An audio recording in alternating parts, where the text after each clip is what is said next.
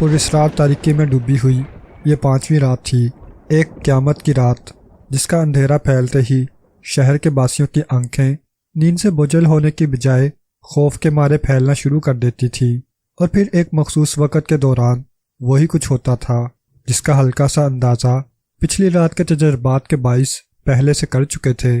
پچھلی 5 راتوں سے جاری یہ سلسلہ ایک دم اس انتہا کو نہیں پہنچا تھا، بلکہ بتدریج اس کی نوعیت میں تبدیلی آتی چلی گئی تھی۔ پہلی رات کا واقعہ تو آئندہ راتوں سے بالکل ہی مختلف تھا۔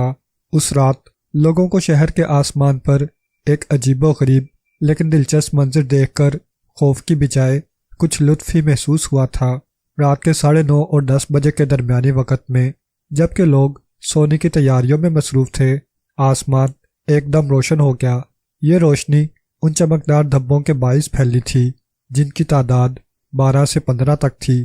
12 سے 15 تک اس لیے کہ یہ دھبے مستقل روشن نہیں رہتے تھے، بلکہ ان میں سے 2-4 چند لمحوں کے لیے بجھ جاتے، پھر وہ روشن ہو جاتے اور ان کی بجائے دوسرے 2-4 دھبے بجھ جاتے۔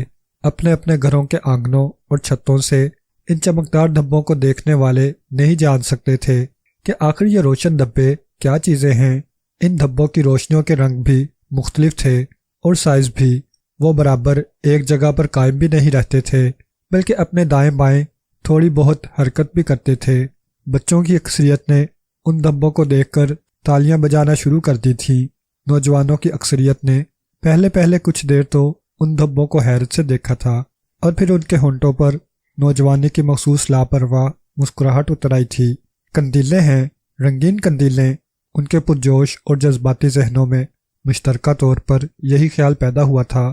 البتہ چند ضعیف بوڑھوں کے ماتھوں کی شکنوں میں کچھ اور اضافہ ہو گیا تھا، لیکن ان چند ضعیف بوڑھوں کے ماتھوں پر گہری ہونے والی شکنیں نظر انداز کر دی گئی تھیں، اور آسمان پر نمودار ہونے والے ان رنگین اور روشن دھبوں کو آئندہ یوم آزادی پر جشن آزادی کے سلسلے میں آغاز کا شگون سمجھ کر دلچسپی، مسرت اور لاپرواہی سے دیکھا گیا تھا۔ اور بس، اور دوسرے دن بھی آسمان پر یہ قندیلیں نمودار ہوئی تھیں اور 10-15 منٹ تک زمین والوں کا جی لباتی رہیں، لیکن پھر ان میں سے نیلے رنگ کی ایک قندیل سرخ رنگ کی قندیل سے جا ٹکرائی تھی۔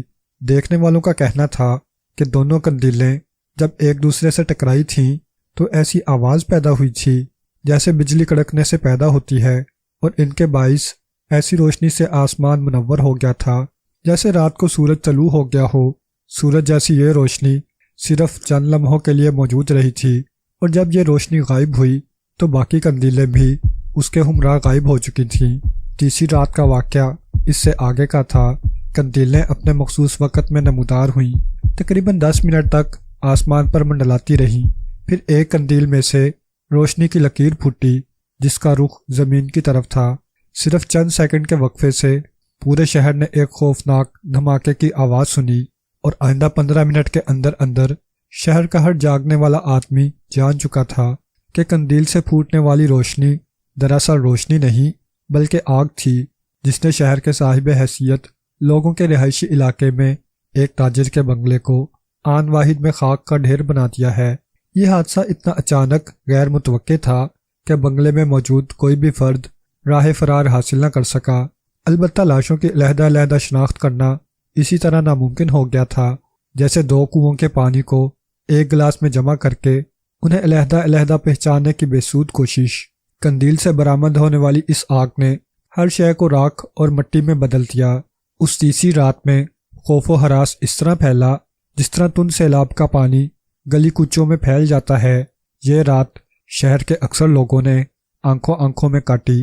بوڑھے لرزتے ہونٹوں اور کپکپاتی جھریوں کے ساتھ اپنی گہری آنکھوں سے بس آسمان کو دیکھے جاتے تھے۔ نوجوان لوگ کچھ سمجھ میں نہ آنے کے باوجود گہری سوچ میں تھے، اور بچے ان بوڑھوں کو پریشان اور گمسم دیکھ کر بری طرح سہم گئے تھے۔ لیکن چوتھی رات کا واقعہ ان پچھلے واقعات سے کہیں آگے کا تھا۔ قندیلیں آسمان پر نمودار ہوئی تھیں، اور لوگ ابھی آسمانی بلاؤں کے کسی عذاب کے منتظر ہی تھے کہ جنگی جہازوں کی گونجدار آواز نے ارد گرد کی ہر آواز کو اپنی لپیٹ میں لے لیا۔ یہ جنگی جہاز ملکی فضائیہ کی طرف سے فضا میں بھیجے گئے تھے تاکہ پورے شہر کے کاروباری زندگی کو معطل کر دینے والی آرائشی قندیلوں کا سدباب کیا جائے۔ جنگی جہاز جو ہی فضا میں بلند ہوئے اور انہوں نے اپنا رخ ان قندیلوں کی طرف کیا، وہ تمام قندیلیں برق رفتاری سے ایک سیدھی قطار میں ہو گئیں اور ان میں سے ویسی ہی آتشی لکیریں پھوٹنے لگیں جیسی ایک رات قبل نکلی تھی۔ ان لکیروں کا رخ جنگی جہازوں کی طرف تھا۔ آتشی لکیروں کو اپنی طرف بڑھتے دیکھ کر ان 3 میں سے 2 جہازوں نے غوطہ لگایا اور بچ نکلے تھے، لیکن تیسرا طیارہ لکیر کی زد سے نہ نکل سکا اور فضا ہی میں اس طیارے کا وجود ایک شعلے میں تبدیل ہو گیا تھا۔ پھر وہ شعلہ اتنی تیزی سے زمین کی طرف لپکا تھا جتنی تیزی سے کوئی اینٹ یا پتھر بلندی سے زمین کی طرف لوٹتا ہے۔ طیارے کے زمین پر گرنے سے ایک خوفناک دھماکہ ہوا تھا جس نے دلوں کو دہلانے میں کامیاب رول ادا کیا تھا۔ باقی 2 طیارے غوطہ لگانے کے بعد دوبارہ اوپر کو اٹھے تھے اور تیزی سے قندیلوں کی طرف بڑھے تھے۔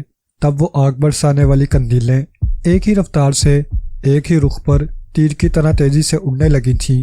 ان کی رفتار اتنی تیز تھی کہ ایک سے دوسری دفعہ پلک جھپکنے کے درمیانی وقفے میں وہ آسمان سے غائب ہو چکی تھیں۔ جنگی طیارے کچھ دیر تک ان کے تعاقب میں گئے تھے، لیکن پھر انہوں نے رخ بدل لیے تھے اور واپس اپنے بیس کی طرف روانہ ہو گئے تھے۔ شاید انہیں ایسا ہی حکم دیا گیا تھا، اور اب 5ویں رات تھی اور وہ وقت ہو چکا تھا جب پچھلی 4 راتوں سے قندیلیں روشن ہوتی تھیں۔ لوگ خوفزدہ نظروں سے آسمان کو دیکھ رہے تھے اور نہیں جانتے تھے کہ آج کی رات شہر پر کیا گزرے گی۔ اچانک ایک کے بعد ایک قندیل آسمان پر یوں دکھائی دینے لگیں جیسے سر شام اندھیرے پھیلنے پر اسٹریٹ لائٹس یکے بعد دیگرے روشن ہوتی ہیں۔ لوگوں کے دل زور سے دھڑکے اور نظریں آسمان میں جیسے اٹک کر رہ گئیں۔ قندیلیں صرف 1 منٹ تک فضا میں ڈولتی رہیں، پھر بتدریج ان کا درمیانی فاصلہ بڑھتا گیا۔ یہ پچھلی 4 راتوں سے مختلف واقعہ تھا۔ ایک مخصوص فاصلے پر جا کر قندیلیں رک گئیں، پھر بیک وقت ان سب سے آتشی لکیریں پھوٹیں جن کا رخ زمین کی طرف تھا۔ لکیروں کو پھوٹتے دیکھ کر لوگوں کے سانس اوپر کے اوپر اور نیچے کے نیچے رہ گئے۔ یوں لگتا تھا جیسے شہر کے ہر آدمی کو سکتہ ہو گیا تھا، لیکن یہ کیفیت اتنے معمولی وقفے کے لیے تھی کہ اس کا کوئی شمار و حساب ہی نہیں رکھا گیا۔ البتہ ان لکیروں کے زمین کے مختلف حصوں سے ٹکرانے کے فوراً بعد جو چیخ و پکار ہوئی تھی، اس کی مثال قیامت کے شور سے دینا غالباً زیادہ غلط نہ ہوگا۔ یہ آتشی لکیریں رہائشی آبادیوں، کاروباری مراکز، سرکاری اداروں، جانوروں کے فارموں، غرض شہر کے ہر قابل ذکر حصے سے ٹکرائی تھیں، اور جس شہر سے بھی ٹکرائی تھیں اسے مٹی کا ڈھیر بنا گئی تھیں۔ یوں معلوم ہوتا تھا جیسے شہر پر کوئی آسمانی عذاب اترا ہے۔ آسمانی کتابوں میں درج شہروں کی تباہی کے واقعات اس شہر کو دیکھ کر فوراً یاد آتے تھے۔ یوں معلوم ہوتا تھا جیسے یہ شہر کسی پرانے زمانے میں تہذیب و زندگی کا نمونہ رہا ہوگا جسے رات کی رات میں زمین سے کھود کر نکالا گیا ہے۔ چھٹے دن یہ قندیلیں دکھائی نہیں دی تھیں۔ اعلیٰ سطح کا اجلاس 6 گھنٹے تک جاری رہا تھا اور بہت دور رس فیصلوں کے بعد رات کے 11:30 بجے ختم ہوا تھا۔ وزیر داخلہ نے بذات خود اجلاس کی صدارت کی تھی۔ سارے اجلاس کے دوران ان کی آنکھوں میں پریشانی اور چہرے پر کھچاؤ رہا تھا۔ اجلاس کے اہم فیصلوں اور ان پر فوری عمل درآمد کے احکامات جاری کرنے کے باوجود وزیر داخلہ کی بے چینی کم نہیں ہوئی تھی۔ اجلاس کے اختتام کا اعلان کرنے اور اس کے بعد سر سلطان کے ہمراہ اپنی گاڑی تک آنے کے دوران وزیر داخلہ نے کوئی بات نہیں کی تھی۔ البتہ اس دوران میں انہوں نے 2 بار سر سلطان کا ہاتھ پکڑ کر دبایا اور ان کی طرف ایسی نظروں سے دیکھا تھا جیسے اب وزیر داخلہ کے احکامات پر عمل درآمد اور اس کے نتائج کا انحصار صرف سر سلطان پر ہو۔ آپ اپنے ذہن کو آرام دینے کی کوشش کریں جناب، سر سلطان نے وزیر داخلہ سے بہت دیر کی خاموشی کے بعد کہا۔ وزیر داخلہ نے گاڑی میں بیٹھے بیٹھے بہت ڈھیلے ہاتھوں سے سر سلطان کے ساتھ مصافحہ کیا تھا۔ میں خوفزدہ ہوں سلطان صاحب، وزیر داخلہ نے مرجھائی ہوئی آواز میں کہا۔ ملک کے ایک پورے شہر کی تباہی کا میں اخلاقی طور پر ذمہ دار ہوں۔ عام طور پر ایسے واقعات کے بعد وزیر حضرات اپنے عہدوں سے استعفیٰ دے کر ذمہ داری سے سبکدوش ہونے اور اپنے فرض کی ادائیگی میں سرخرو ہونے کی غیر مفید کوشش کرتے ہیں۔ کرنے کو میں بھی یہ کر سکتا ہوں، لیکن یہ صرف ایک وزارت کا معاملہ نہیں ہے۔ میں صرف وزیر نہیں، اس ملک کا شہری بھی ہوں، اور یہ وطن میرا وطن ہے۔ وزارت سے الگ ہونا اہم نہیں، اہم بات یہ ہے کہ ہم ان اسباب کا سراغ لگانے میں کامیاب ہو جائیں جن کے باعث آپ میری بات سمجھ رہے ہیں نا؟ وزیر داخلہ نے جملہ توڑ کر آہستگی سے کہا۔ میں سمجھ رہا ہوں جناب۔ سر سلطان کی آواز میں ہمدردی اور افسوس تھا۔ میں آپ کے جذبے کی قدر کرتا ہوں اور یقین رکھیے کہ سیکرٹ سروس کا محکمہ اپنی بہترین صلاحیتوں کے ساتھ بہت جلد اس معاملے سے نبٹ لے گا۔ خدا حافظ۔ سر سلطان نے وزیر داخلہ کی کار کا دروازہ بند کر کے نیم تاریک کمپاؤنڈ میں کھڑے کھڑے ہاتھ ہلایا تھا اور کار کمپاؤنڈ سے باہر نکل کر تاریکی میں گم ہو گئی۔ وزیر داخلہ کی کار تیز رفتاری سے چلتی ہوئی شہر کے مصروف راستوں کو پیچھے چھوڑ آئی تھی اور اب ان کی رہائش گاہ کی طرف بڑھ رہی تھی۔ ایک شاہراہ کا موڑ کاٹ کر گاڑی جب نیم سنسان سیدھی سڑک پر آئی تو ڈرائیور نے بیک میں آتی ایک جیپ کو دیکھ کر ہلکی سی تشویش سے سر ہلایا تھا۔ جیپ اس نے میٹنگ پیلس سے نکلنے کے بعد ہر چوراستے پر دیکھی تھی، کبھی آگے کبھی پیچھے۔ یہ جیپ مسلسل دکھائی دے رہی تھی اور جبکہ ایک نیم سنسان سیدھی سڑک پر وزیر داخلہ کی کار رہائش گاہ کے نزدیک پہنچ گئی تھی تو جیپ باقاعدہ پیچھا کرتی ہوئی معلوم ہو رہی تھی۔ وزیر داخلہ کا ڈرائیور ایک 6 فٹا سرخ و سفید رنگت کا نوجوان تھا۔ سرحدی علاقے کا رہنے والا یہ نوجوان اپنے قد و قامت اور اپنی ذہانت کے باعث ہی وزیر داخلہ کا ڈرائیور منتخب ہوا تھا اور یہ انتخاب سر سلطان کے ہاتھوں ہوا تھا۔ اب یہ الگ بات ہے کہ سر سلطان کے پاس اس نوجوان کو عمران ہی نے بھیجا تھا۔ شہر میں رزق کمانے کے لیے آیا ہوا یہ لمبا چوڑا نوجوان عمران کو ایک چائے خانے میں میزیں صاف کرتا ہوا ملا تھا۔ عمران اسے گھر لے گیا اور 2 مہینے کے بعد جب سلیمان قوت برداشت ختم ہو جانے کے بعد عمران کو الٹیمیٹم دے دیا تھا کہ یا تو گل خان نسوار کھانا چھوڑ دے یا گھر چھوڑ دے، تو عمران نے مجبوراً اسے سر سلطان کے پاس بھجوا دیا تھا کہ اس خوبصورت نوجوان کو وزارت داخلہ میں بحیثیت ڈرائیور نوکری دے دی جائے، اور گل خان وزیر داخلہ کا ڈرائیور ہو گیا تھا۔ اس نے کار کی رفتار آہستہ کر دی اور جیپ کو نزدیک آنے دیا۔ جیپ اپنی سی رفتار سے چلتی ہوئی بتدریج کار کے نزدیک آئی اور پھر کار سے آگے نکلتی چلی گئی۔ گل خان ڈرائیور نے جیپ میں موجود لوگوں کو ایک نظر دیکھا۔ ڈرائیونگ سیٹ پر ایک نوجوان سا لڑکا بیٹھا ہوا تھا اور اس کے برابر کی سیٹ پر جوان سا مرد۔ گل خان برابر کی سیٹ والے اس آدمی کو دیکھ کر چونک پڑا تھا۔ یہ چہرہ اس کے لیے جانا پہچانا تھا، لیکن صرف ایک جھلک دیکھ لینے کے بعد گل خان کو شبہ تھا کہ یہ وہی آدمی ہے۔ اس نے کار کی رفتار کو آہستہ ہی رکھا اور جیپ کو آگے نکل جانے دیا۔ پھر اس نے تیزی سے کار کو الٹے ہاتھ ایک سائیڈ وے پر موڑ دیا تھا۔ یہ کس طرف جا رہے ہو گل خان؟ پچھلی نشست سے وزیر داخلہ کی سوچ میں ڈوبی ہوئی آواز آئی۔ شاید وہ آنکھیں بند کیے کسی گہری سوچ میں تھے۔ آپ بے فکر رہو صاحب، گل خان نے ادب سے کہا۔ ہم گھر ہی جا رہا ہے، لیکن ذرا سا راستہ بدل کے۔ اچھا جلدی چلو، میں بہت تھکا ہوا ہوں۔ وزیر داخلہ کی آواز اس کے کانوں میں آئی۔ وہ شاید دوبارہ اپنی سوچ میں گم ہو چکے تھے۔ گل خان نے سائیڈ وے سے گزر کر ایک مختصر سا چکر لگایا اور دوبارہ اس نیم سنسان سیدھی سڑک پر آ گیا۔ دراصل وہ کسی بھی طرح کا رسک لینے کے لیے تیار نہیں تھا۔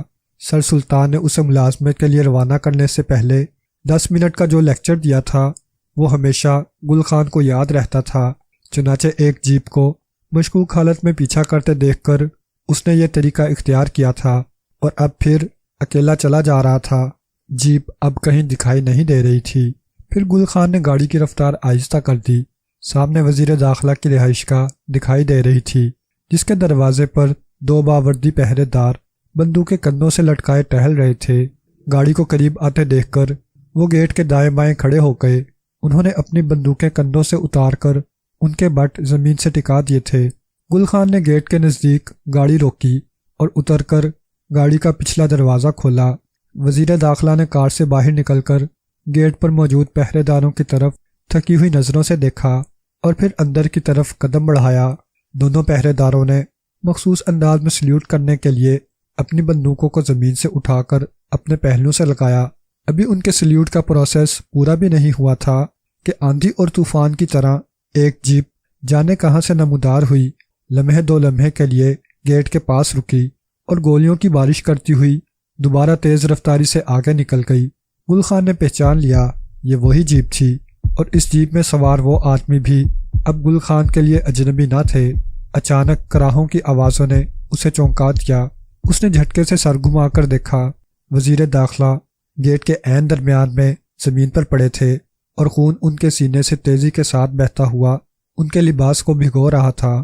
دونوں پہرے داروں میں سے ایک پہرے دار منہ کے بل گرا ہوا تھا، اور اس کے منہ سے کوئی کراہ بھی نہیں نکل رہی تھی، جبکہ دوسرا پہرے دار ابھی تک حیرت زدہ سا بندوق ہاتھ میں تھامے دور جاتی ہوئی جیپ کو دیکھ رہا تھا۔ گل خان لپک کر وزیر داخلہ کے نزدیک پہنچا۔ ان کی آنکھیں اذیت کے باعث بار بار کھلتی اور بند ہوتی تھیں۔ انہوں نے گل خان کو دیکھ کر آنکھوں سے جھکنے کا اشارہ کیا۔ ہسپتال چلو، انہوں نے گل خان کے جھکنے پر نہایت مدھم آواز میں کہا۔ وقت بہت کم ہے، ہسپتال چلو۔ گل خان نے جبڑا بھینچ لیا اور وزیر داخلہ کو گاڑی کی پچھلی سیٹ پر احتیاط سے ڈالا۔ پھر وہ زمین پر منہ کے بل گرے ہوئے پہرے دار کی طرف گیا، لیکن جب اس نے اسے سیدھا کیا تو دیکھا کہ وہ مر چکا تھا۔ گولی براہ راست اس کے دل میں پیوست ہوئی تھی۔ گل خان نے دوسرے پہرے دار کو اشارے سے کچھ سمجھایا اور پھر تیزی سے کار کی طرف لپکا۔ خوچا، یہ تم تھا عمران صاحب؟ گل خان رنج، دکھ اور غصے کی ملی جلی آواز میں زیر لب بڑبڑایا اور گاڑی سٹارٹ کر دی۔ عمران غائب تھا۔ فلیٹ، رانا پیلس، دانش منزل یا شہر کے کسی بھی خطے میں عمران کا کچھ پتہ نہیں تھا۔ Sir Sultan, Black Zero, Safdar Julia, Joseph اور سلیمان سب اپنے اپنے طور پر عمران کی تلاش میں تھے، لیکن جانے اسے زمین نگل گئی تھی یا آسمان کھا گیا تھا۔ سلیمان کا کہنا تھا کہ وہ آخری بار 1 ہفتہ قبل ایک بریف کیس کے ساتھ گھر سے نکلے تھے، اور جاتی دفعہ پوچھنے کے باوجود انہوں نے کچھ نہیں بتایا تھا۔ عمران کی گمشدگی سلیمان کے لیے ایک معمولی بات تھی۔ عمران ہفتوں فلیٹ سے غائب رہتا، لیکن اس کے باوجود سلیمان ہمیشہ عمران کے لیے کھانا پکا کر رکھتا کہ جانے کس وقت وہ ٹپک پڑے اور کھانا طلب کر لے۔ کھانا تیار نہ ہونے کی صورت میں عمران جس طرح سلیمان کو بددعائیں اور کوسنے دیتا تھا، انہیں سن کر شروع میں سلیمان کے تن بدن میں آگ لگ جاتی تھی، لیکن بعد میں اس نے یہ ترکیب نکالی تھی کہ عمران کے لیے کھانا ضرور پکا لیتا تھا، چاہے اسے تیسرے دن فریج سے نکال کر پھینکنا ہی کیوں نہ پڑے۔ کھانے کی اس تیاری کی وجہ عمران سے محبت کے ساتھ ساتھ یہ بھی تھی کہ عمران کے تانے سلیمان سے برداشت نہ ہوتے تھے۔ چنانچہ اس ہفتے کے دوران ہر روز وہ تازہ کھانا تیار کرتا اور ایک ڈش میں سالن نکال کر فریج میں ٹکا دیتا۔ اب فریج میں 6-7 قسم کے مختلف کھانوں کی ڈشیں پڑی تھیں، اور سلیمان اس روز کی بیگار سے بری طرح تنگ آیا ہوا تھا۔ ایک کے بعد ایک اس نے وہ سب ڈشیں نکال کر کھانے کی میز پر سجائیں۔ انہیں دیکھ کر جوزف کی بانچیں کھل اٹھی تھیں۔ باورچی، آج کوئی دعوت ہے کیا؟ اس نے سلیمان کو مخاطب کرتے ہوئے صاحبانہ انداز میں پوچھا۔ ہاں، دعوت ہے، سلیمان نے ناک سکیڑ کر کہا۔ گلی کے کتوں کی دعوت، کھاؤ گے کیا؟ سلیمان نے جوزف کے چٹکی لی تھی۔ شٹ اپ، تم مجھے گلی کا کتا سمجھتے ہو کیا؟ جوزف نے دانت نکالے۔ نہیں، بالکل نہیں، سلیمان نے انکار میں گردن ہلائی۔ میں تمہیں گلی کا کتا نہیں بلکہ دھوبی کا کتا سمجھتا ہوں۔ تم چڑی مار، جوزف نے دانت نکوسے۔ تم مجھے دھوبی کا کتا کہتے ہو؟ وہ باقاعدہ سلیمان پر جھپٹا تھا، لیکن عین اس لمحے جب سلیمان ڈوئی اٹھا کر خود پر جھپٹے ہوئے جوزف کا وار روکنے کے لیے تیار ہو چکا تھا، کال بیل کی آواز گونجی اور وہ دونوں جیسے اپنی اپنی جگہ منجمد ہو گئے۔ دیکھو، باہر دروازے پر کون ہے؟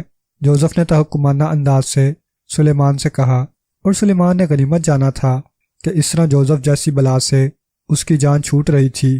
اس نے ڈوئی وہیں ڈائننگ ٹیبل پر رکھی اور دروازے کی طرف بڑھا۔ دروازے پر سر سلطان کا ایک ملازم تھا۔ تمہیں صاحب نے بلایا ہے، اور اس حبشی کو بھی۔ کیا نام ہے اس کا؟ ہاں، جوزف، سر سلطان کے ملازم نے سلیمان کو دیکھتے ہی کہا۔ تمہارے صاحب نے ہمیں بلایا ہے؟ یعنی کہ ہمیں، مجھے اور اس کالے بھوت کو؟ سلیمان کو یقین نہیں آ رہا تھا۔ تمہیں غلط فہمی ہوئی ہوگی بھائی، انہوں نے عمران صاحب کو بلایا ہوگا۔ نہیں، عمران صاحب کو نہیں، بلکہ تمہیں اور اس جوزف کو بلایا ہے۔ مجھے انہوں نے یہی کہا تھا، ملازم نے وثوق سے گردن ہلاتے ہوئے کہا۔ کیا ان کا باورچی کہیں چھٹی پر گیا ہوا ہے؟ سلیمان بات کی تہہ تک پہنچنے کی کوشش میں تھا۔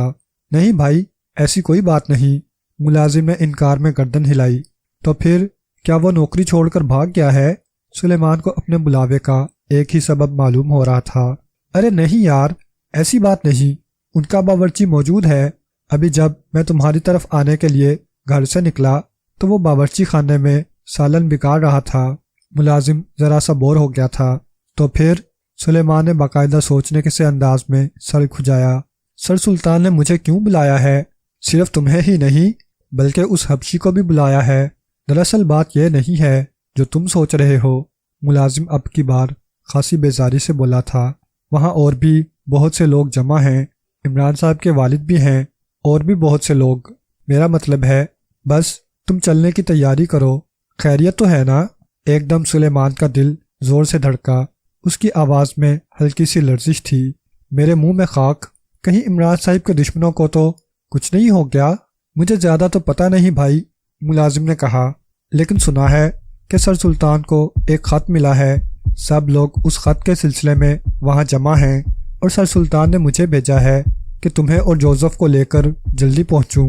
خدا خیر کرے، سلیمان نے ان دیہاتیوں کی طرح خوفزدہ آواز میں کہا جو ڈاکی کے ہاتھوں تار وصول کر کے اسے پڑھے بغیر ہی رونا دھونا شروع کر دیتے ہیں۔ کون ہے؟ اندر سے جوزف کی آواز سنائی دی۔ ملک الموت ہیں تمہارے، سلیمان نے چلا کر وہیں سے جواب دیا۔ بلاوا لائے ہیں تمہارا۔ ملک الموت؟ جوزف نے بھی وہیں سے چلا کر پوچھا۔ پوچھو کہاں سے آئے ہیں اور کس نے بھیجا ہے ان کو؟ ابے سر سلطان کا آدمی آیا ہے، انہوں نے بلا بھیجا ہے ہم دونوں کو۔ سلیمان نے جوزف کو دروازے کی طرف آتے دیکھ کر نرمی سے کہا۔ کوئی خط آیا ہے وہاں اور ہم لوگوں کو وہ خط سنانے کے لیے بلایا ہے۔ کوئی افریقہ سے آیا ہے کیا؟ جوزف کی بانچیں ایک دم کھل اٹھیں۔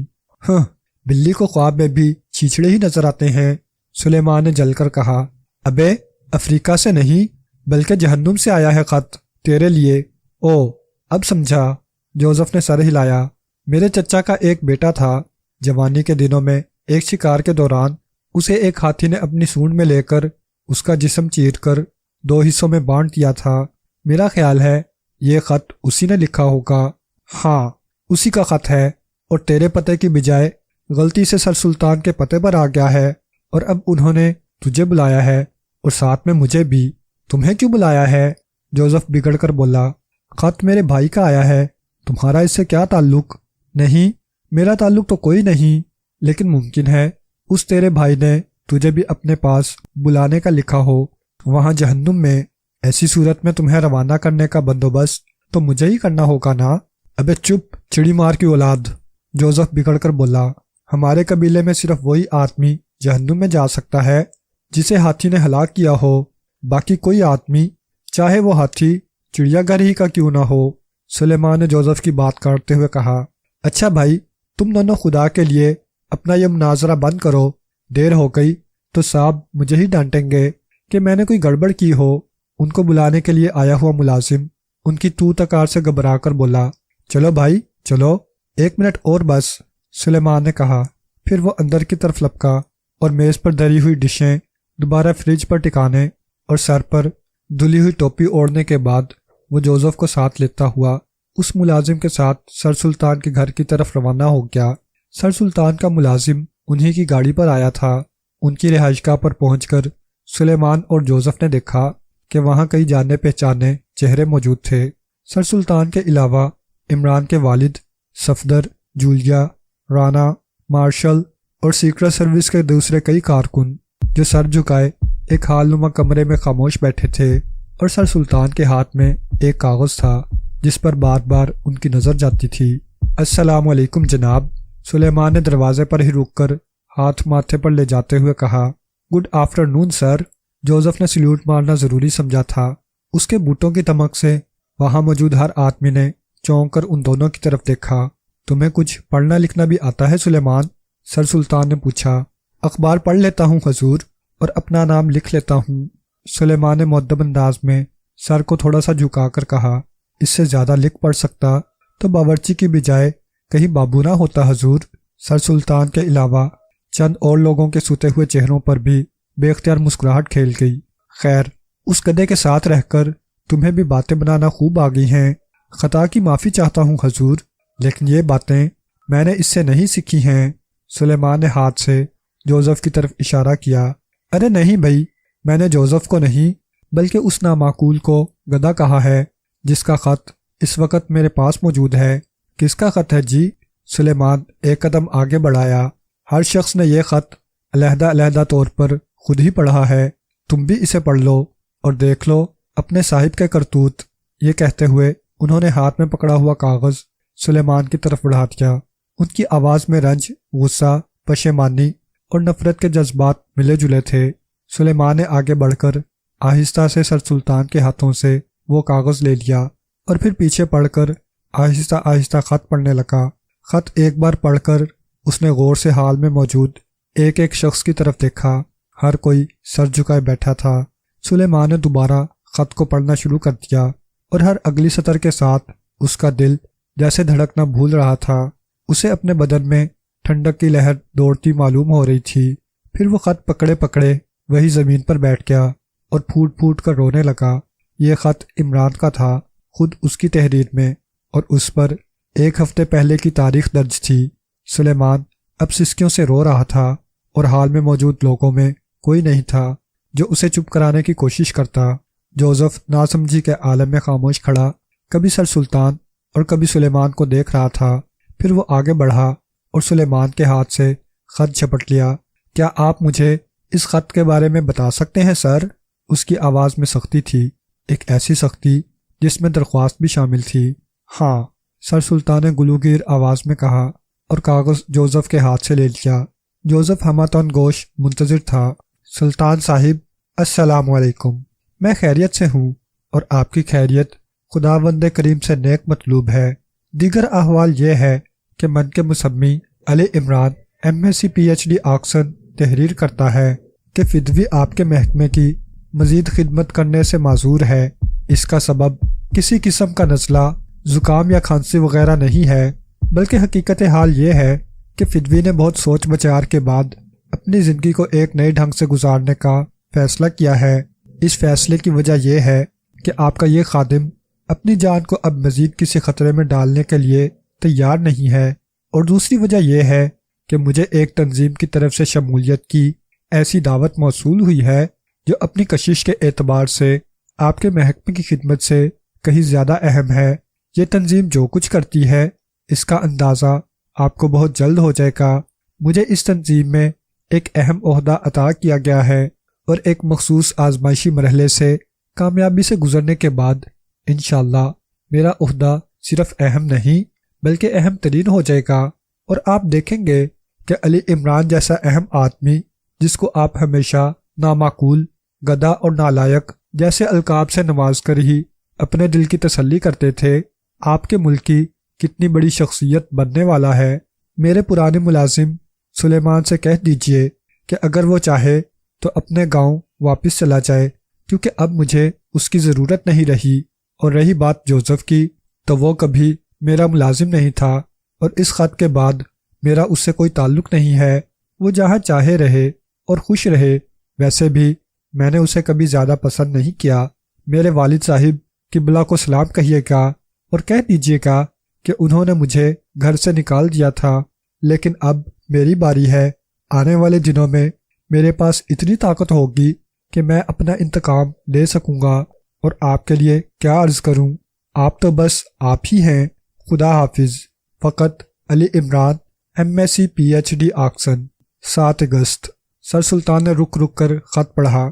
اس دوران میں کبھی ان کی آواز گلوگیر ہو جاتی اور کبھی ان کا لہجہ وسیلہ ہو جاتا۔ خط ختم کرنے کے بعد انہوں نے کاغذ سائیڈ ٹیبل پر ڈال دیا اور سر صوفے کی پشت پر ٹکا کر ایک طویل سانس لیا۔ کاش تمہاری ماں نے تمہیں جنم نہ دیا ہوتا عمران۔ عمران کے والد سر رحمان نے ٹوٹی ہوئی آواز میں سر جھکاتے ہوئے کہا، تم نے میری ساری عمر کی نیک نامی پر پانی پھیر دیا، کمبخت۔ رحمان صاحب مضبوط اعصاب کے مالک تھے، لیکن بیٹے کا یہ خط پڑھ سن کر وہ جیسے اندر سے ٹوٹ گئے تھے۔ جولیا اپنی جگہ سے اٹھ کر آئی اور گھٹنوں کے بل رحمان صاحب کے پاس زمین پر ہی بیٹھ گئی۔ پھر اس نے سفید بالوں والے بزرگ عمر کے اس دل شکستہ آدمی کا ہاتھ اپنے دونوں ہاتھوں میں تھام لیا۔ جولیا کے ہونٹ کپ کپا رہے تھے۔ وہ کچھ کہنا چاہتی تھی، شاید رحمان صاحب کو تسلی دینے کی کوشش کر رہی تھی، لیکن پھر اس کی آنکھیں ڈبڈبا گئی تھیں اور وہ تیزی سے اٹھ کر بھاگتی ہوئی ڈرائنگ روم سے باہر نکل گئی۔ سلیمان ابھی تک کارپٹ پر بیٹھا دیوار سے ٹیک لگائے سسکیاں لے رہا تھا اور جوزف کی آنکھوں میں وحشت لمحہ بلمحہ بڑھتی ہی جا رہی تھی۔ میں اس سے اپنے بیٹے کی طرح محبت کرتا تھا رحمان صاحب، سر سلطان نے گلوگیر آواز میں کہا، اور میں نے اسے سیکرٹ سروس کے محکمے میں۔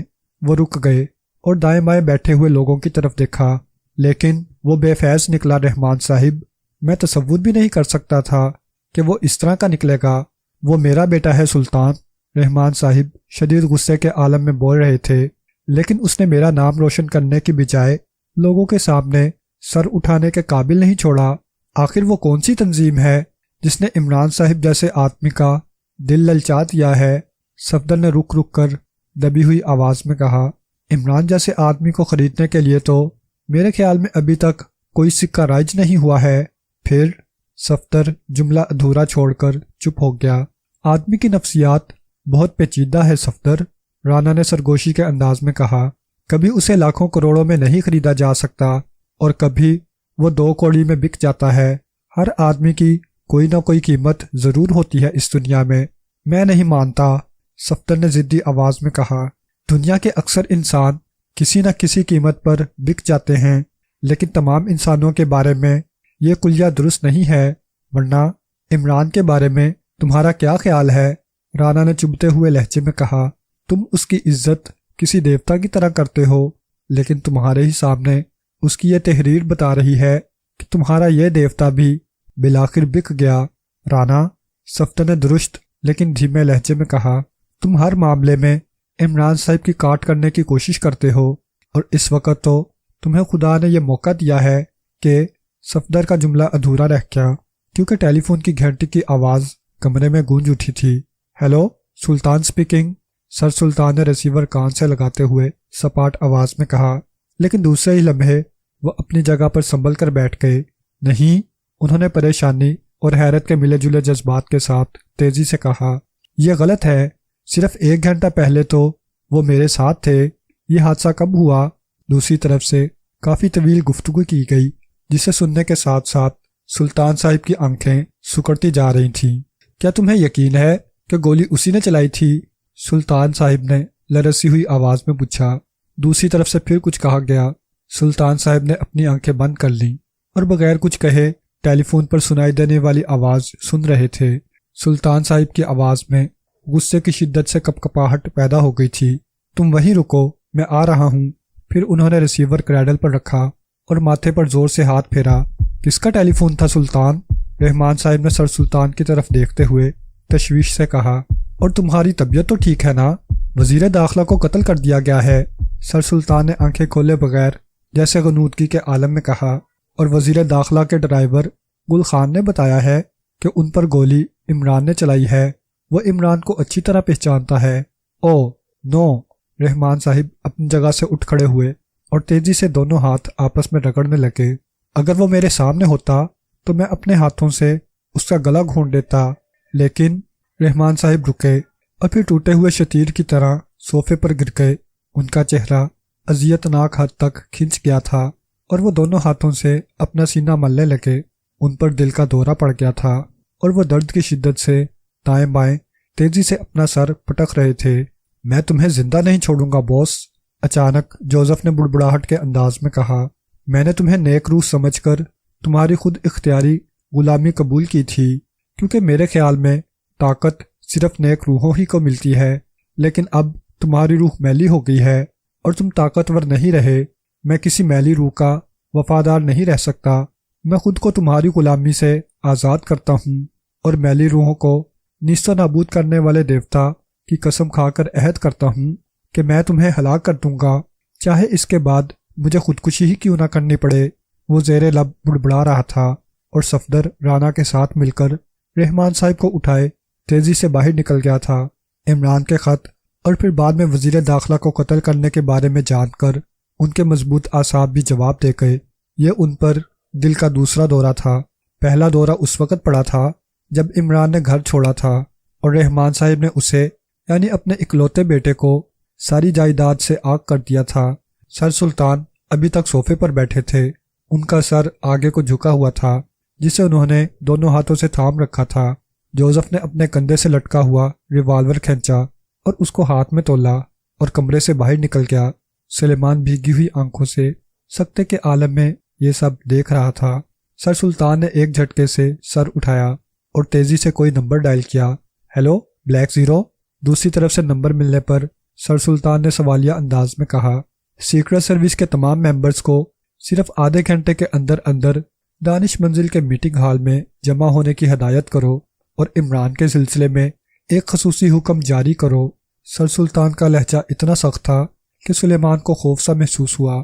ہاں، عمران کے سلسلے میں سر سلطان کہہ رہے تھے، اور پھر ایک صوفے کی اوٹ میں بیٹھے ہوئے سلیمان نے سر سلطان کے منہ سے نکلنے والا جو حکم سنا وہ اس کی روح فنا کر دینے کے لیے کافی تھا۔ اس کا جی چاہا کہ وہ لپک کر اٹھے اور سر سلطان کو ایسا حکم جاری کرنے سے منع کر دے، لیکن یہ اس کی حیثیت سے باہر تھا۔ اس نے صرف اتنا کیا کہ لرزتی ہوئی ٹانگوں سے اٹھا اور کسی بے آسرا شخص کی طرح ڈولتے ہوئے قدموں کے ساتھ کمرے سے باہر نکل گیا۔ اب کمرے میں صرف سر سلطان تھے جو بلیک زیرو کو اپنا تازہ حکم ڈکٹیٹ کروا رہے تھے، ایک عجیب اور چونکا دینے والا حکم۔ سیکرٹ سروس کی تاریخ میں یہ پہلا حکم تھا جسے سنتے ہوئے بلیک زیرو کی روح بھی کانپ اٹھی تھی۔ عمران کو ہلاک کر دیا جائے، یہ تھا وہ حکم جو دانش منزل کے میٹنگ ہال میں موجود سیکرٹ سروس کے ہر کارکن کو جاری کیا گیا تھا۔ یہ پیغام X2 کی طرف سے جاری کیا گیا تھا اور سننے والوں نے خود X2 کی زبان سے سنا تھا۔ یہ صرف حکم نہیں تھا بلکہ ایک بم تھا جو اچانک ہی سیکرٹ سروس کے ان ممبرز کے درمیان پھٹا تھا، اور یہ ایسا بم تھا جس نے تقریباً ہر شخص کے دماغ کو اڑا کر رکھ دیا تھا۔ عمران کی حیثیت ہمیشہ سیکرٹ سروس کے محکمے میں اس طرح رہی تھی جس طرح دودھ میں سفید رنگ کی ہوتی ہے۔ سیکرٹ سروس کا ہر رکن جانتا تھا کہ عمران ان کے محکمے کا باقاعدہ ملازم نہیں تھا بلکہ ایک آزاد منچ اور زندہ دل آدمی ہے، لیکن وہ یہ بھی جانتے تھے کہ آج تک اس محکمے کا کوئی کیس عمران کے بغیر پایہ تکمیل کو نہیں پہنچا تھا، اور اس طرح سے سیکرٹ سروس اور عمران جیسے لازم و ملزوم ہو کر رہ گئے تھے۔ لیکن اب وہی سیکرٹ سروس عمران کی جان کے درپے ہو چکی تھی۔ X2 نے عمران کو ہلاک کرنے کا حکم دیتے ہوئے میٹنگ ہال کے خفیہ لاؤڈ سپیکر کے ذریعے تمام کارکنوں کو عمران کا وہ خط پڑھ کر سنایا تھا جو اس نے سر سلطان کو لکھا تھا۔ پھر انہیں یہ اطلاع بھی دی تھی کہ وزیر داخلہ کے قتل میں عمران بھی ملوث ہے، بلکہ در حقیقت عمران ہی نے وزیر داخلہ کو قتل کیا ہے۔ یہ ایسی صورت تھی کہ جس کے نتیجے میں سیکرٹ سروس کا سربراہ X2 عمران کو ہلاک کرنے کا حکم جاری کرنے پر مجبور ہو گیا تھا۔ رانا نے یہ حکم بہت خاموشی سے سنا تھا۔ وہ عمران سے خواہ مخواہ کی پرخاش رکھتا تھا، شاید اس کی وجہ جولیا رہی ہو، یا ممکن ہے کہ وہ عمران کی بے پناہ صلاحیتوں سے جلتا ہو۔ لہٰذا اس پورے عرصے میں عمران اور رانا کے تعلقات کبھی بھی خوشگوار نہیں رہے تھے۔ یہ الگ بات ہے کہ عمران نے کبھی رانا کو کوئی ذکر پہنچانے کی کوشش نہیں کی تھی۔ صفدر کے لیے عمران کو قتل کرنے کا حکم اتنا سنگین حکم تھا جس کی تعمیل کرنے کی وہ خود میں قطعی سکت نہیں پاتا تھا۔ وہ X2 کے لیے بے پناہ احترام اور سیکرٹ سروس کے محکمے کے لیے بے انتہا وابستگی کے باوجود اس حکم کو بجا لانے سے ہچکچا رہا تھا۔ در حقیقت صفدر نے عمران اور سیکرٹ سروس کو کبھی علیحدہ علیحدہ کر کے نہیں دیکھا تھا۔ جولیا کی حالت سب سے خراب تھی۔ X2 کا حکم سننے کے بعد وہ ہچکیاں لے لے کر رو رہی تھی، اور صفدر بمشکل اسے چپ کرانے میں کامیاب ہو سکا تھا، بلکہ یہاں تک کہ اسے گھر واپس پہنچانے کی ذمہ داری بھی صفدر کو اپنے سر لینی پڑی تھی۔ جولیا کے فلیٹ پہنچ کر صفدر نے دروازے پر ہی رخصت چاہی، لیکن جولیا نے اسے رکنے پر مجبور کیا تھا۔ پھر اس نے خود کو سنبھالنے کی کافی کوشش کی تھی۔ صفدر کو چائے کی پیالی پلانے اور اپنا چہرہ دھو چکنے کے بعد اس نے نہایت دکھ سے صفدر کو مخاطب کیا، تو کیا واقعی وہ عمران کو ہلاک کر دیں؟ اس کی آواز کپ کپا رہی تھی۔ یہ X2 کا حکم ہے جولیا، صفدر نے تھکی ہوئی آواز میں کہا۔ X2 سیکرٹ سروس کا سربراہ ہے اور ہم اس محکمے کے ملازم، ہمیں ہر حال میں X2 کا یہ حکم ماننا ہے، چاہے ہم اس کے لیے تیار ہوں یا نہ ہوں، اور اگر ہم X2 کا حکم ماننے سے انکار کر دیں تو جولیا یہ جملہ ادا کر کے ایک بار خود ہی ڈر گئی تھی۔ کیونکہ اب تک کی زندگی میں اس نے اس کا تصور بھی نہیں کیا تھا۔ اگر ہم اس کا حکم ماننے سے انکار کرتے ہیں تو اس کا مطلب ہے کہ ہم سیکرٹ سروس کے وفادار نہیں ہیں، اور ظاہر ہے کہ غیر وفادار آدمی کے لیے سیکرٹ سروس میں کوئی گنجائش نہیں۔ اگر ایسی بات ہے تو جولیا کے لہجے میں مضبوطی تھی، تو میں سیکرٹ سروس کو چھوڑ دوں گی۔ میں آپ کی کیفیت کو سمجھ رہا ہوں مس جولیا، لیکن صفدر نے بات ادھوری چھوڑ دی اور غور سے جولیا کی طرف دیکھا۔ خود میری کیفیت بھی آپ سے مختلف نہیں ہے، لیکن جیسا کہ آپ جانتی ہیں عمران صاحب نے ایک عجیب و غریب خط لکھ کر سیکرٹ سروس کے پورے محکمے کو ہلا کر رکھ دیا ہے، اور صرف یہی نہیں بلکہ وزیر داخلہ کو براہ راست قتل کرنے کی شہادت بھی ان کے خلاف موجود ہے۔ ایسی صورت میں X2 کے اس حکم کو غلط قرار دینا میرے خیال میں درست نہ ہوگا، لیکن کیا یہ ضروری تھا کہ عمران کو ضرور ہلاک کرنے کا حکم بھی جاری کیا جائے؟ اسے زندہ پکڑنے کی ہدایت بھی تو کی جا سکتی تھی۔ آپ اچھی طرح جانتے ہیں صفدر صاحب کہ ایک زندہ آدمی اور ایک مردہ آدمی میں کتنا فرق ہوتا ہے۔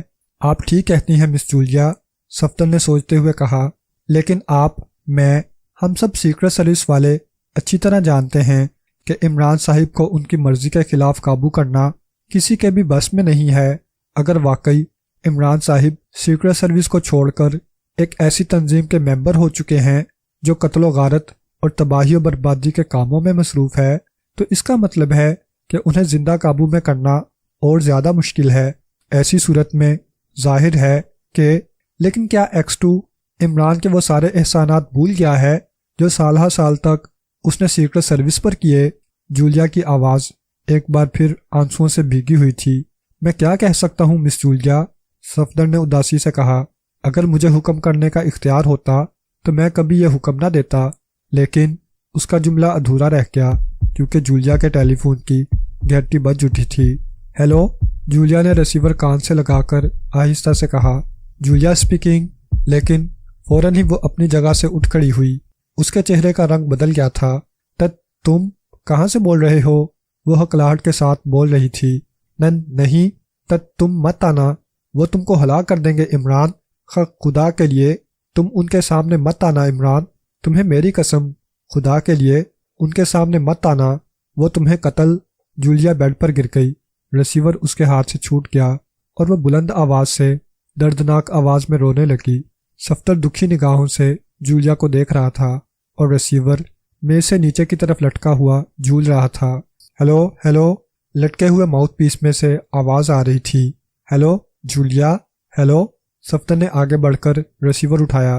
ہیلو عمران صاحب، میں صفدر بول رہا ہوں۔ صفدر کا لہجہ اداس تھا۔ ہیلو صفدر پیارے، تم یہاں کہاں بھائی؟ عمران کا لہجہ حسب معمول اسی طرح حشاش بشاش تھا۔ آپ کہاں ہیں عمران صاحب؟ اور یہ سب کیا ہے؟ صفدر نے جلدی سے کہا۔ یہ سب کیا ہو رہا ہے؟ جو کچھ بھی ہو رہا ہے سب منظور خدا ہو رہا ہے پیارے، عمران کہہ رہا تھا۔ تمہیں تو پتہ ہے کہ اللہ کی مرضی کے خلاف تو ایک تنکا بھی اپنی جگہ سے نہیں ہل سکتا، تو پھر اللہ کی مرضی سے سیکرٹ سروس کے ہر کارکن کے نام X2 نے جو حکم جاری کیا ہے وہ بھی سن لیں۔ صفدر اتنی سنگین صورتحال میں عمران کی شوخی سے تنگ آ کر بولا، اچھا تو تمہارے اس چوہے X2 کے کاموں میں اب اللہ کی مرضی شامل ہونے لگی؟ یہ معجزہ کب سے ہوا پیارے صفدر؟ ذرا ہمیں بھی تو پتہ چلے، عمران حسب معمول شوخ لہجے میں کہہ رہا تھا۔ عمران صاحب، صفدر نے ہمت کرتے ہوئے کہا، خدا کے لیے ان حالات میں تو سنجیدہ ہو جائیں۔ آپ کو پتہ نہیں ہے کہ X2 نے آپ کے لیے کیا حکم جاری کیا ہے؟ اس نے سیکرٹ سروس کے تمام کارکنوں کی میٹنگ بلا کر حکم دیا ہے کہ آپ جہاں کہیں بھی ان میں سے جس کسی کو بھی نظر آئیں آپ کو بلا دریغ گولی مار دی جائے۔ بہت خوب، عمران چہکا، تو تمہارا چوہا X2 اب میرے قتل کے احکامات جاری کرنے کے قابل ہو گیا ہے، یعنی علی عمران MSc DSc آکسن کے قتل کے احکامات۔ یہ تو بہت مزے کی خبر سنائی ہے تم نے پیارے صفدر، تو پھر کب مار رہے ہو مجھے گولی؟ عمران صاحب سمجھنے کی کوشش کریں۔ صفدر کی سمجھ میں نہیں آ رہا تھا کہ کیا کرے۔ ایک طرف جولیا بستر پر گری ہوئی سسکیوں سے رو رہی تھی اور دوسری طرف عمران لاپرواہی سے اپنی مخصوص ترنگ میں باتیں کر رہا تھا۔ آخر بیٹھے بٹھائے آپ کو یہ کیا سوجی عمران صاحب؟ صفدر کو سمجھ نہیں آ رہی تھی کہ وہ عمران سے اور کیا بات کرے، تم پر محاوروں کی مار پڑے صفدر، عمران کہہ رہا تھا۔ تم سے کس نے کہا کہ مجھے بیٹھے بٹھائے سوجی تھی؟ پہلی بات تو یہ کہ سوجی کی بجائے میدا بھی ہو سکتا ہے، اور دوسری بات یہ کہ اگر بقول تمہارے سوجی ہی صحیح تو یہ سوجی بیٹھے بٹھائے نہیں بلکہ لیٹے لٹائے تھی۔ عمران صاحب، یہ آپ کیا الٹی سیدھی ہانک رہے ہیں؟ صفدر کو ایک دم غصہ آ گیا۔ آپ کو پتہ ہے کہ آپ کے خلاف کس قدر سنگین الزام ہے؟ آپ کا خط سر سلطان کو مل چکا ہے اور وہ ہم سب لوگوں کو بلا کر سنا چکے ہیں، یہاں تک کہ آپ کے ملازم سلیمان تک کو بھی۔ وہ بیچارہ آپ کا خط پڑھ کر دھاڑے مار مار کر رونے لگا تھا۔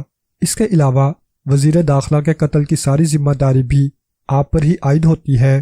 ایسے حالات میں بھی آپ سنجیدگی سے کوئی بات کرنے کی بجائے اگر اسی طرح ہنسی ٹھٹول میں سب کچھ کرتے رہے تو پھر آپ کا خدا ہی حافظ ہے۔ تمہارے منہ میں گھی شکر میرے پیارے صفدر، قسم خدا کی ایسی دعائیں یا تو مائیں دیتی ہیں یا پھر سسرالی بزرگ۔ اب پتہ نہیں تم مجھ سے کیسا رشتہ پسند کرو گے۔ ویسے اگر حافظ خدا تمہاری والی دعا جولیا نے دی ہوتی تو بے شک وہ اول ذکر رشتے کی حقدار ہو سکتی تھی، لیکن تم ظاہر ہے کہ جولیا نہیں ہو، اس لیے عمران صاحب ایک دم صفدر جیسے جلال میں آ گیا۔ یہ آپ کیا اول فول بک رہے ہیں؟ ہم لوگ آپ کے لیے اتنے پریشان ہیں۔ آپ کے والد صاحب کو خط پڑھنے کے بعد دل کا دورہ پڑ گیا ہے۔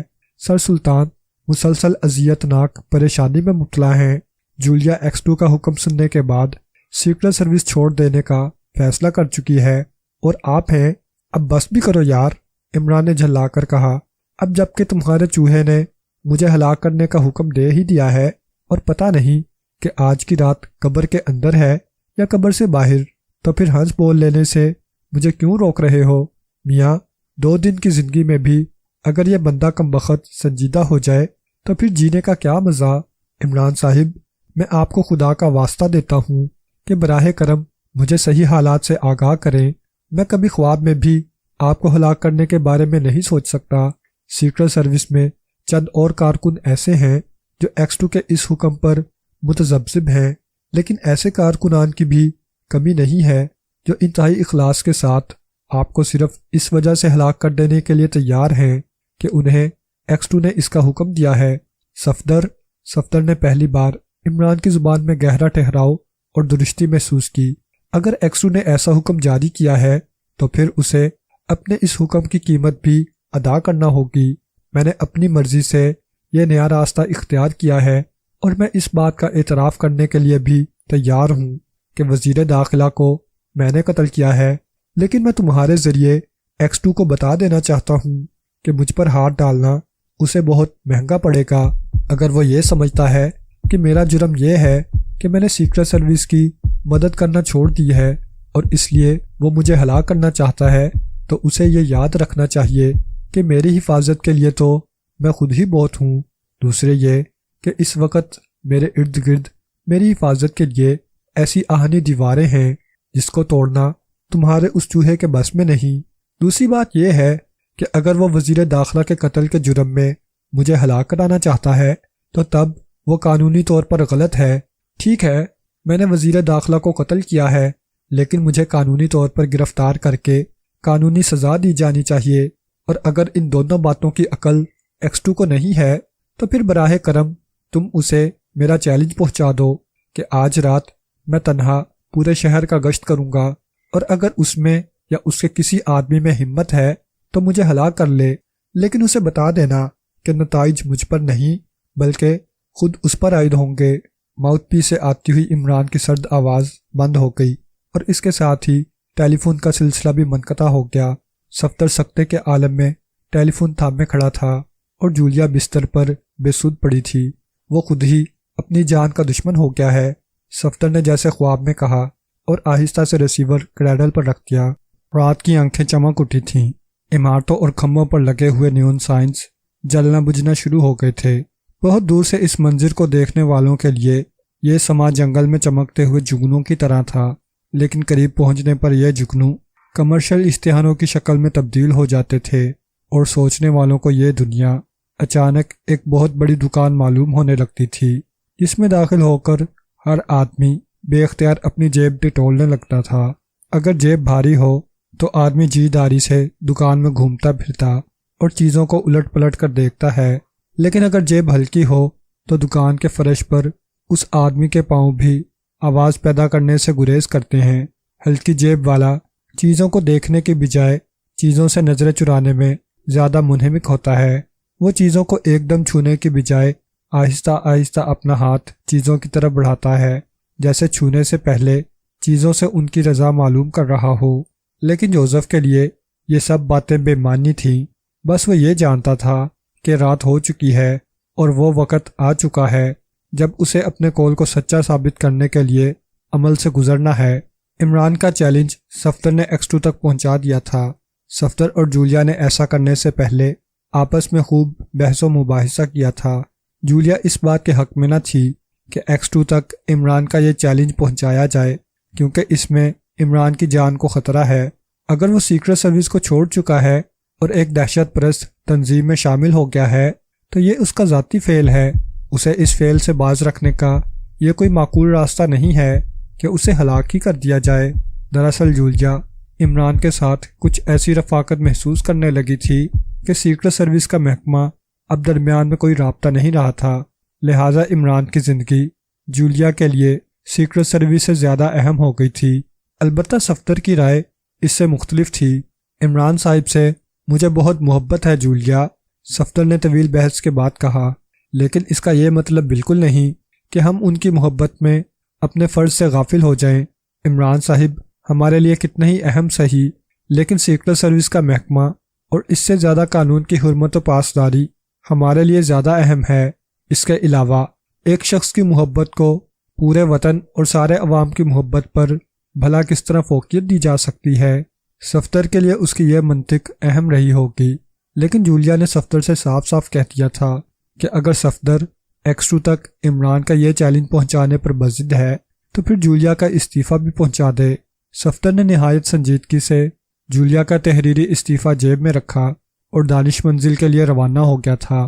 ایکس 2 نے عمران کا چیلنج سننے کے بعد جوزف کو دانش منزل میں طلب کیا تھا اور جولیا کا استعفیٰ نامنظور کرتے ہوئے تاحکم ثانی اپنے فلیٹ میں موجود رہنے کی ہدایت کی تھی۔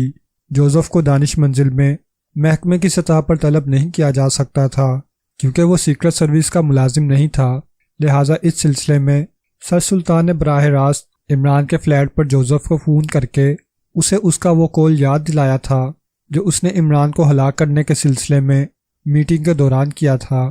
جوزف کی حالت خراب تھی۔ سر سلطان کا فون ملتے ہی اس نے فوراً حامی بھر لی کہ وہ دانش منزل آنے کے لیے تیار ہے۔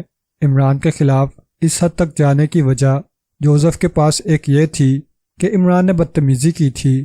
اس نے اپنے دوستوں کو چھوڑ کر ان لوگوں کا ساتھ دینے کا اعلان کیا تھا جو اس کے دوستوں کے دشمن تھے، اور یہ بات جوزف کے نزدیک اتنی بری تھی کہ عمران کو ہلاک کرنے سے ہی اس کی تلافی ہو سکتی تھی۔ بہرحال جوزف اس وقت ایک دیوانے کی طرح شہر میں پھر رہا تھا۔ اس کی روح میں لاکھ وحشت سہی، لیکن پھر بھی اس کے لیے عمران کو ہلاک کرنا اتنا سہل نہ تھا۔ یہی وجہ تھی کہ اس نے آج اپنے معمول سے کہیں زیادہ چڑھا لی تھی۔ اس کی آنکھیں اتنی چڑھ گئی تھیں کہ جوزف کے لیے انہیں کھلی رکھنا ایک مشقت کے برابر ہو گیا تھا۔ نشے کی آگ نے اس کے دماغ کو ایک شعلے کی طرح بھڑکا رکھا تھا، لیکن اس کے باوجود جوزف کے لیے زمین سیدھی اور ہموار تھی، کیونکہ وہ جس قدر زیادہ نشہ کرتا جاتا اس کے اعصاب اسی قدر اس کی مرضی کے تابع ہو جاتے تھے۔ عمران کی موت کا فرشتہ بن کر جوزف شہر کے مختلف مقامات پر آندھی اور طوفان کی طرح پہنچتا، اور عمران کو وہاں نہ پا کر آندھی اور طوفان ہی کی طرح وہاں سے نکل کر اس کی تلاش میں کسی اور طرف روانہ ہو جاتا۔ وہ ان سب کلبوں میں پہنچا تھا جہاں وہ کبھی عمران کے ساتھ گیا تھا۔ اپنی اپنی مشغولیت میں مصروف لوگ ایک حبشی کو طیش کے عالم میں کلب میں داخل ہوتے ہوئے دیکھتے اور سہم کر اس کے لیے راستہ چھوڑ دیتے، لیکن جوزف چھوڑے ہوئے راستے سے گزرنے کی بجائے ان لوگوں کے درمیان کسی کو تلاش کرنے کے لیے چور آنکھوں سے ان لوگوں کو گھورتا، اور جوزف کی اس وحشیانہ حرکت سے سارے حال میں دہشت سی پھیل جاتی۔ عمران کے دکھائی نہ دینے پر جوزف بغیر کچھ کہے سنے واپس لوٹ جاتا، اور لوگ دور تک اس حبشی کو جاتے ہوئے دیکھتے جو ریوالور ہاتھ میں تھامے سارے شہر میں دندناتا پھر رہا تھا۔ جوزف عمران کی تلاش میں ان تمام ریستورانوں تک گیا جہاں عمران کی موجودگی کا شبہ ہو سکتا تھا۔ ایک ریوالور بردار حبشی کو داخل ہوتے دیکھ کر اکثر لوگ اپنی میزیں چھوڑ کر خاموشی سے کھسک جاتے تھے۔ جوزف گہری آنکھوں سے باہری دروازے سے نکلنے والے ہر شخص کو گھورتا اور انکار میں گردن ہلا دیتا۔ ایک بہت ہی مہنگے ریستوران میں جوزف نے عمران کی تلاش میں ماچس جلا کر ہر میز کے نزدیک جا کر وہاں بیٹھے لوگوں کا جائزہ لینا شروع کیا تو کاؤنٹر پر موجود کلرک نے اسے کوئی لٹیرا سمجھ کر ٹیلی فون پر پولیس کو اطلاع دے دی، لیکن اس سے پہلے کہ پولیس ریستوران میں پہنچ کر جوزف سے مڈبھیڑ کرتی، جوزف وہاں سے کہیں دور جا چکا تھا۔ لیکن جوزف عمران کو تلاش کرنے میں کامیاب ہو گیا۔ یہ ایک عام سا چائے خانہ تھا جہاں رات ہوتے ہی یکے بعد دیگرے بیکاری سے تنگ آئے ہوئے نوجوان، فارغ البال بڈھے، سٹے کا نمبر بتانے والے مجنوں قسم کے پراسرار لوگ، نوجوان اور چھوٹے موٹے داداگیر قسم کے لوگ جمع ہونا شروع ہو جاتے تھے، اور چائے خانے کا موٹی سی توند والا مارواڑی مالک ہز ماسٹر وائس والے گرامو فون پر پرانے گانوں سے بھرے ہوئے ریکارڈ بجانا شروع کرتا تھا۔ اندر جوں جوں رات بھیگتی جاتی، گانے بتدریج پرسوز اور ٹریجک ہوتے چلے جاتے تھے۔ یہ کیفیت آدھی رات کے بعد ہوتی تھی جب مصروف چوراستہ آہستہ آہستہ سنسان ہونا شروع ہو جاتا تھا اور ٹریفک کے نام پر ہونے والا قیامت کا شور تھم جاتا تھا۔ ایسے وقت میں مختلف ٹولیوں میں بیٹھے ہوئے بھانت کے لوگ بھانت کی باتیں کرتے ہوئے تھک چکے ہوتے تھے، اور اس نیم خاموشی کی فضا میں وہاں پر موجود تقریباً ہر شخص گانے میں محو ہو جاتا تھا، اور یوں بھی ہوتا تھا کہ کسی دل جلے نوجوان کی کربناک آہ سنائی دیتی اور لوگ چونک کر دیکھتے کہ کراہنے والے کی آنکھیں بھیگی ہوئی ہیں، اور ایسا بھی ہوتا کہ کوئی مستقل خاموش بیٹھا ہوا بڈھا کسی گانے پر بچوں کی طرح پھوٹ پھوٹ کر رونے لگتا، اور کوئی اس رونے والے کو تسلی دینے کے لیے آگے نہ بڑھتا۔ سب اپنی اپنی جگہ پر خاموش بیٹھے، سر جھکائے، رونے والے کی آواز اور گانے والے کی آواز ایک ہی دردناک کیفیت میں سنتے۔ عمران کبھی کبھار اس چائے خانے میں پایا جاتا تھا، اور اس کی وجہ یہی تھی کہ یہاں اسے ان انوکھے کرداروں کی اندرونی جذباتی کیفیت کا کھلا مظاہرہ دیکھنے کو ملتا تھا۔ یہ انوکھے کردار ہمیشہ سے اس کی دلچسپی کا باعث رہے تھے، اور اس چائے خانے میں ایسے کردار خود بخود کھنچے چلے آتے تھے۔ آدھی رات کے بعد جوزف جب چائے خانے کے دروازے پر پہنچا تو ہر کوئی گانے کی پرسوز لے میں گم تھا۔ جوزف نے بمشکل کھلی ہوئی اپنی آنکھوں سے مختصر سے چائے خانے کا جائزہ لیا۔ موٹی توند والا مارواڑی چائے خانے کا مالک، اس کے ساتھ گنجے سر کا ایک بوڑھا جس کے چہرے پر موٹے موٹے شیشوں والی اینک تھی، اس کے سامنے ایک مسکین صورت بوڑھا، اس سے اگلی بینچ پر 9 عمر لڑکوں کی ایک ٹولی، اس کے بعد ایک مجنوسا بہت سی مالائیں گلے میں ڈالے چوغے میں ملبوس ایک آدمی، اس کے بعد بڑی بڑی مونچھوں اور کرخت آنکھوں والے نوجوان کا گروہ، اس کے بعد جوزف کے بدن کی ایک ایک رگ جیسے منہ زور گھوڑے کے لگام کی طرح کھنچ گئی۔ عمران اس کے سامنے تھا، نیلے رنگ کی جینز اور اسی رنگ کی قمیض پہنے۔ عمران اپنے سامنے پڑے چائے کے اس کپ کو گھور رہا تھا جس کی بھاپ براہ راست اس کی ناک میں داخل ہو رہی تھی۔ یوں دکھائی دیتا تھا جیسے وہ کسی گہرے مراقبے میں ہو۔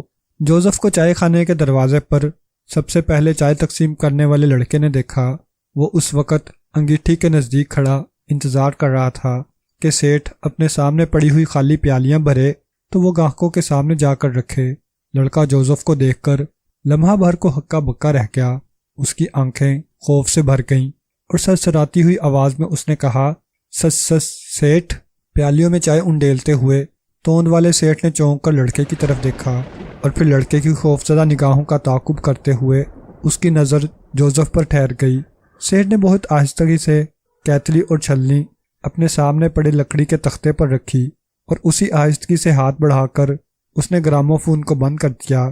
اس کی مسترب نظریں اس دوران مسلسل جوزف پر ٹہری ہوئی تھیں، جو یکے بعد دیگرے چائے خانے میں بیٹھے ہوئے لوگوں کا جائزہ لے رہا تھا۔ گراموفون بند ہوتے ہی بہت سو نے چونک کر پہلے چائے خانے کے سیٹھ اور پھر جوزف کی طرف دیکھا، لیکن عمران کی پوزیشن میں کوئی فرق نہیں آیا تھا۔ جوزف کتنے ہی لمحے سامنے کی بینچ پر سر جھکا کر بیٹھے عمران کو دیکھتا رہا۔ اس دوران اس کے چہرے پر کئی تاثرات آئے اور گئے۔ اس کی آنکھیں اس دوران سکڑتی اور پھیلتی رہی تھیں۔ اس کے چہرے کی کھال میں بھی تھر تھراہٹ سی پیدا ہوئی تھی۔ لوگ خاموشی سے اسے اپنے درمیان بیٹھے ایک اجنبی آدمی کو گھورتے ہوئے دیکھ رہے تھے اور اس کی لمحہ بلمحہ بدلتی ہوئی کیفیت کا جائزہ بھی لے رہے تھے، لیکن ان کے دل ایک اندیشے کی تیز ہوا سے زور زور سے دھڑک رہے تھے۔